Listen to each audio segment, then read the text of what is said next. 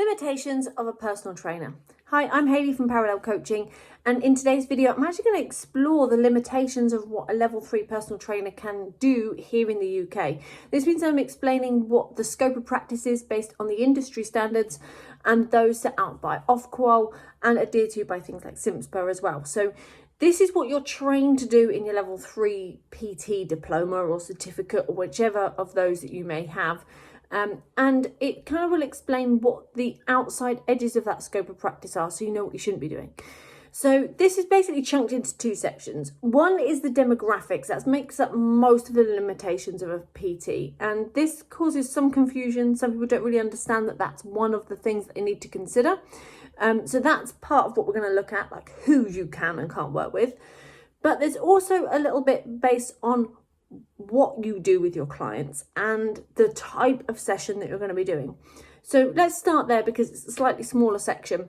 This is whereby the format of your offering, the format of your session that you're going to be putting in place might be inside or outside of your scope of practice as a level 3 personal trainer. So on the level 3 PT course, it doesn't by standard include group-based training.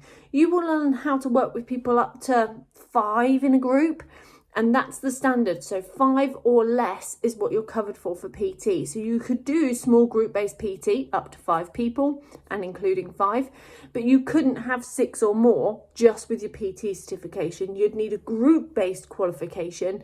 Things like level 2 circuits is perfect because it allows you to work with an unlimited number of people.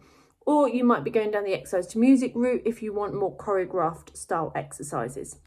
But when you're piecing this together and you go, actually, I'm after working with groups, or I want to do a boot camp, that's not included in the PT course because that's quite a specific skill. You've got to learn a lot of detail about how you work with groups, how do you manage groups, how do you plan groups, and how do you help an individual feel like an individual inside a group. And sometimes that doesn't come across, and it's certainly not what's taught inside the PT course. So that's why that part is classed as outside of the scope of practice for level 3 PT, and there's a separate course for it. Now let's scoot over and have a look at the demographics. So this is who you work with. We'll start off with the age range because this causes a little bit of conflict. But first of all, the first part of that is understanding the lowest age range. So level 3 PT will allow you to work with those that are aged 16 and above. This means you're covered for your insurance for those that are 16 and over, and not for those that are younger than that. And that's because there are very specific considerations when working with children. And there's a different course you can do, a level 2 children's fitness course, which will allow you to work with those aged 5 to 16.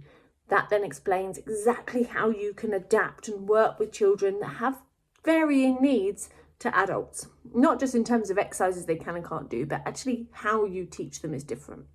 So that's for the youngest section, and most people are kind of understanding that it starts at the age of 16. But then the age range actually goes up to age 65, and this becomes the cap or the top edge of what you can work with as a level 3 PT.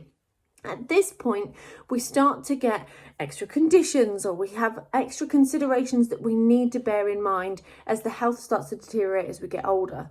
But you might have the occasional client that is perfectly healthy, passes a PARQ, I'll get to that in a moment, but also is older.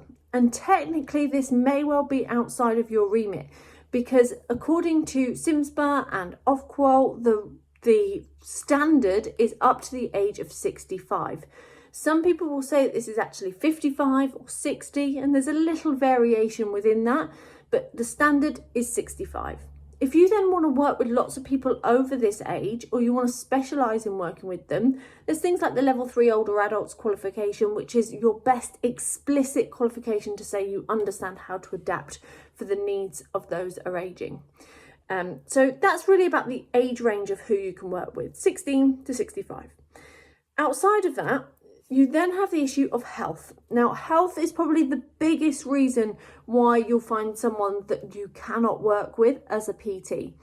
Now, if you're putting your advertisement and your marketing out there for working with clients that are beginners, chances are they're probably going to have a couple of conditions battling around as well, which are going to be things like obesity, hypertension, diabetes, it could be arthritis, it could be mental health conditions. But all of these health conditions are health conditions. They're conditions that are affecting their long-term health. And therefore, there are clear considerations that are needed for each of these. You might think, oh, well, their hypertension is under control. They take a tablet every morning, or their diabetes is under control. They manage it with food or whatever it might be. But there's actually other considerations that we need to factor in place that keeps exercise safe for that person. So that's whereby the old level 3 exercise referral or the new level 3 diploma in supporting clients with long-term conditions comes in. That was a long sentence. So you've got long-term conditions, which used to be called exercise referral.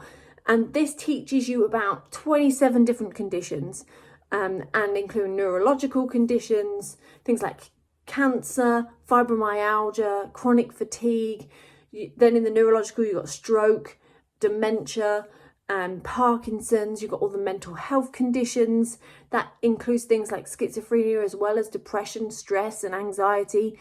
Then you've got musculoskeletal conditions, so back pain, arthritis, osteoporosis. You've got metabolic conditions like obesity and diabetes, and you've got cardiovascular conditions like high blood pressure, angina, heart problems, etc. So you get to a point whereby there's a lot of issues with a client, and if they have just one of these conditions, at that point they would fail a PAR-Q. Now, you cannot work with them as a level 3 PT unless you have the subsequent qualification afterwards, like long-term conditions or exercise referral, which explicitly shows that you understand and you have been trained and assessed in working with those conditions. So that's really the biggest scope of practice change for a level 3 PT, is that you need to understand that there is a limitation, and therefore when you're working with any clients, you do need to do good screening. You need to do your PAR-Q. Now, when you're doing your PAR-Q, you want to check, is there anything that's giving a yes to that PAR-Q? As soon as there is a yes to that PAR-Q, even if you send them to the GP and the GP says yes, they can exercise, that doesn't mean they're okay to exercise with you. They can still only work with somebody that has that relevant qualification. And it's not up to the GP to screen whether that is you or not. So essentially, long-term conditions and working with somebody that has health conditions is outside the scope of practice as a level 3 personal trainer. So the main thing you need to do as a personal trainer is make sure that you are screening your clients effectively, to make sure you're working with those that are inside your scope of practice. Remember, that's the age bracket, it's also the number of clients inside your sessions, and it's about the health status of that client. So increase your screening, and if you would like to know more information about any of the courses, you will see them in the comments below.